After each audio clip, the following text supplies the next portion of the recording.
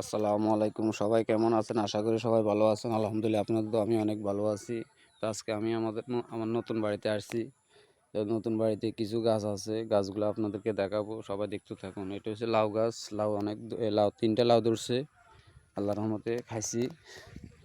সব কষ্ট করছি, সফল আসছে। দেখেন সিম গাছ, এই দেখুন ভেন্ডি গাছ।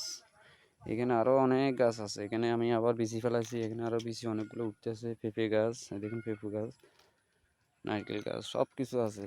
এই দেখুন, দেখছেন? এটা হচ্ছে মালবেরি গাছ। সৌদি আরবে এগুলোর তুতফল বলে। এটা লাগাইছি অনেক, বহু দেরি হয়েছে, এটাতে ফল আসতেছে না। যদি ফল আসে কেউ জানে। আসলে এখানে কি সুন্দর দুইটা ফুল ফুটে রয়েছে। এখানে অনেকও ফুল গাছ আছে। আর দেখুন পেঁপে গাছটা, দেখুন মাশাল্লাহ। এটা হচ্ছে আমার শসা গাছ। একটা শসাও আছে, অনেক বড় মাশাল্লাহ। দেখুন একটা শসা 1 কেজির উপরে, এটা 1 কেজির উপরে হবে। সবাই দোয়া করবেন।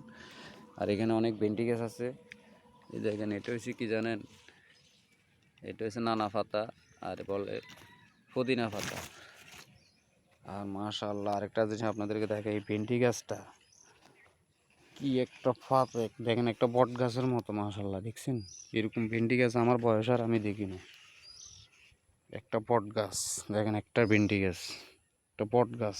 এখানে অনেক ভেন্ডি গাছ আছে। দেখেন লতিগুলা, দেখেন লতিগুলা সাইজ দেখেন। মাশাআল্লাহ, দেখছেন? আসলে কষ্ট করছি, এখন সফল আসতেছে আল্লাহর রহমতে। সবাই দোয়া করবেন। এখানে অনেক গাছ আছে, পেঁপে গাছ, বহু গাছ আছে এখানে, প্রচুর গাছ। এই দেখেন আখ গাছ, কুশল বলে। আরেকটা জিনিস দেখেন, এখানে কি সুন্দর ফলগুলা থোনা থোনা ধরে রয়েছে।